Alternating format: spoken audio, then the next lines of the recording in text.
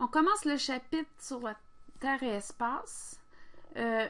On va devoir voir les différentes parties de notre planète, la lithosphère, l'hydrosphère, l'atmosphère, la biosphère, et on va parler en même temps de l'espace, l'énergie qui nous est fournie par l'espace. Aujourd'hui, on commence par la lithosphère, qui est l'enveloppe rigide constituée de la croûte terrestre et de la partie superficielle du manteau supérieur. Donc, pensez à tout ce qui est sol, roche, ça fait partie de la lithosphère.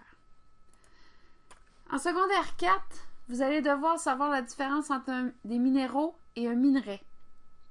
En secondaire 2, tu avais vu déjà les minéraux. En fait, tu avais vu c'était quoi la différence entre des roches et des minéraux. Puis des roches, c'est un mélange de plein de minéraux ensemble. Les minéraux, c'est une substance pure qu'on peut aller chercher dans le sol. Mais c'est rare qu'elle a de façon pure toute seule. Habituellement, par exemple, du fer, tu n'as pas des roches de fer pures directement dans le sol.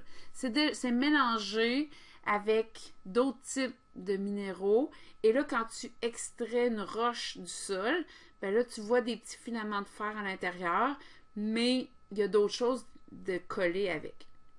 Ben, cette roche-là, qu'on sort des mines et qui contient les minéraux, c'est ce qu'on appelle un minerai. Ça sort de la mine. C'est la roche qu'on sort de la mine. J'ai mis un dessin ici, pas un dessin, une photo d'une mine à ciel ouvert. Mais ici, les machines vont chercher de la roche qui contient les minéraux qu'ils veulent avoir. Et puis après ça, ils mettent ça dans leur camion, ils amènent ça plus loin, ou ils vont, par des machines, broyer tout ça, essayer d'extirper ce qu'ils veulent avoir. Par exemple, le fer, si c'est le cuivre, l'or, je ne sais pas si c'est une mine de quoi présentement sur mon image, mais ils vont chercher les minéraux qu'ils veulent bien garder, puis ce qu'ils ne veulent pas garder, ben ils le rejettent à un endroit sécuritaire à quelque part.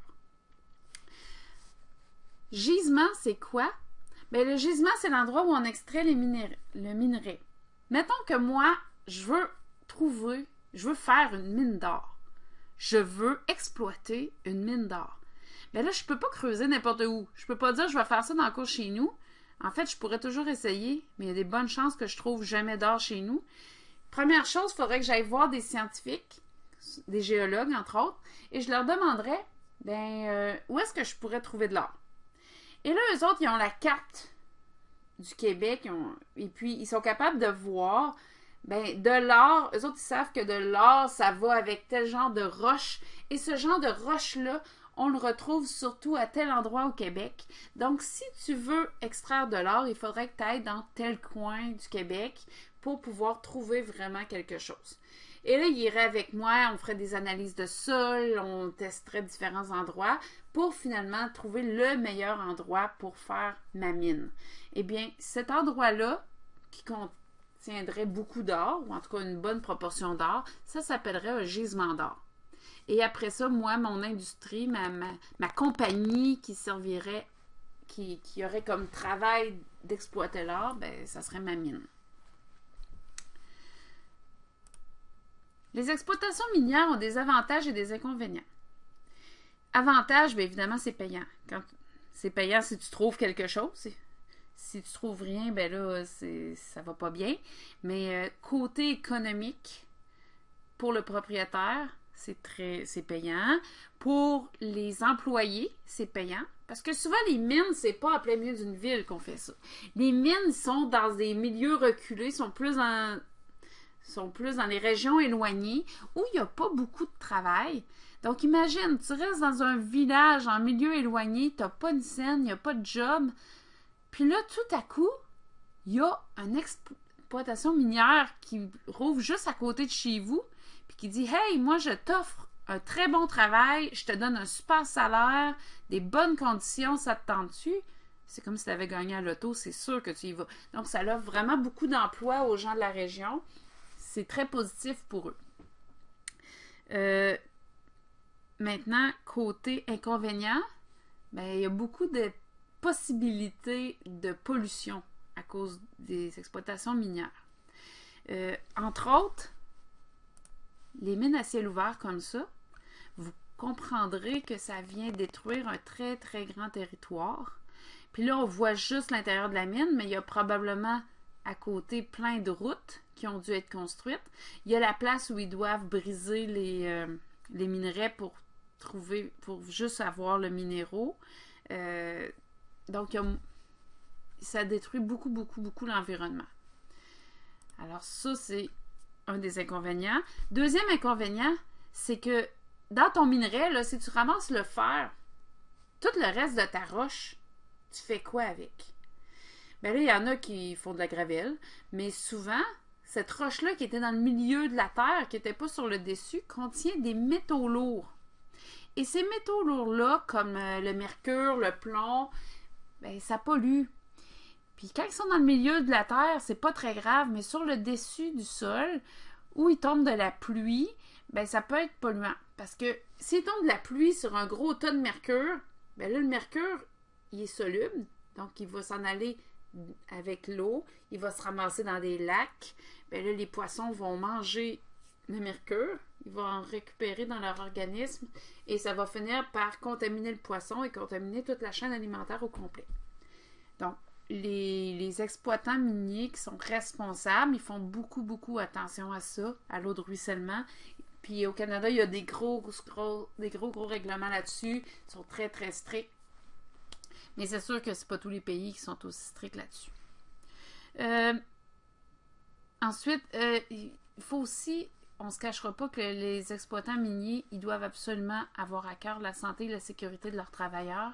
Là, il y a des gens qui, en travaillant, mettons, dans des mines d'amiante, ils ont développé de l'amiantose, qui est une maladie des poumons. En fait, ils ont respiré des fibres d'amiante, puis leur poumon est devenu dur, puis ça s'est accumulé dans leurs poumons, puis ils ont de la misère à respirer, puis il y en a plusieurs qui ont développé des cancers, puis sont morts avec ça. Il y a plein de maladies comme ça qui peuvent arriver à la suite du travail en mine. Il y a aussi, je parlais des mines à ciel ouvert, mais il y a des mines aussi qui sont souterraines, c'est-à-dire c'est plus comme juste un trou vertical, puis après ça, il y a plein de galeries. Ben, on a entendu plein d'histoires de travailleurs qui sont morts là parce que la galerie s'est effondrée, parce qu'il y avait du gaz toxique dans le sol, puis ils s'en sont pas rendus compte, du gaz de soufre, par exemple, puis finalement, ben ça a tout pris en feu, puis ça a explosé. Ou ils sont tous morts parce qu'il y avait manqué d'oxygène. Donc, c'est ça. C'est des inconvénients.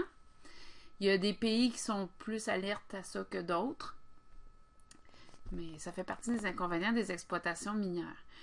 Mais on a besoin des mines parce que les minéraux font partie de notre vie, parce que dans notre milieu de consommation, on a besoin de plein de choses différentes.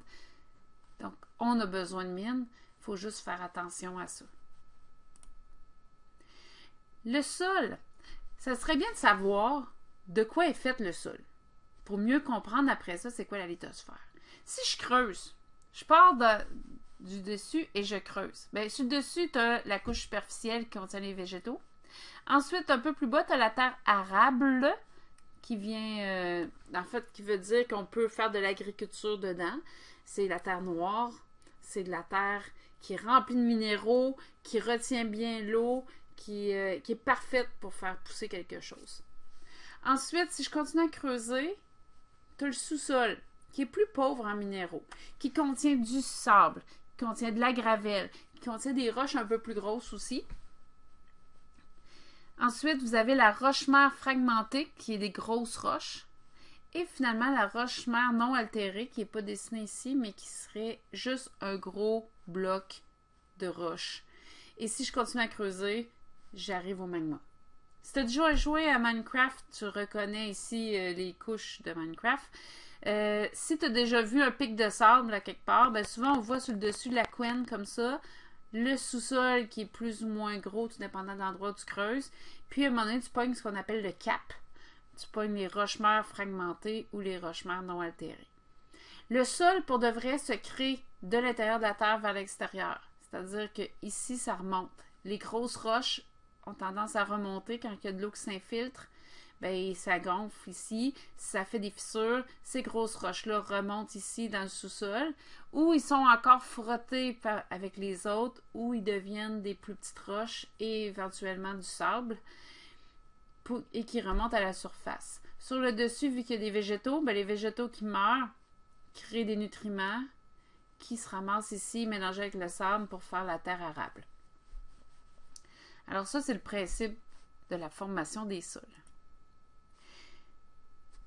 Sur la Terre, il existe du sol gelé en permanence, qu'on appelle le pergélisol. Sol gelé en permanence. Pergélisol.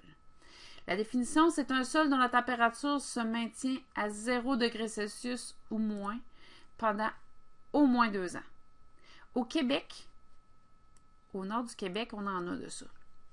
Il y a du monde qui sont allés se bâtir dans le nord du Québec et le sol a toujours été gelé. De mémoire d'homme, il n'y a jamais personne qui a vu ce sol-là dégelé. Donc, quand ils ont construit une maison, ben, ils n'ont pas commencé à creuser pour faire un salage. Ça a toujours été gelé. Donc, ce qu'ils ont fait, ben, ils ont juste parti la maison niveau sur le sol, puis ils ont construit ça, puis tout était correct. Même chose pour faire les voies ferrées. Ils n'ont pas commencé à faire une super fondation, là. Ça a toujours été gelé. Ils ont mis ça au niveau, puis ils ont étendu leur voie ferrée, puis tout est correct. Le problème, c'est que maintenant, le sol est en train de dégeler. À cause des réchauffements climatiques, entre autres, qui affectent surtout les régions du Nord.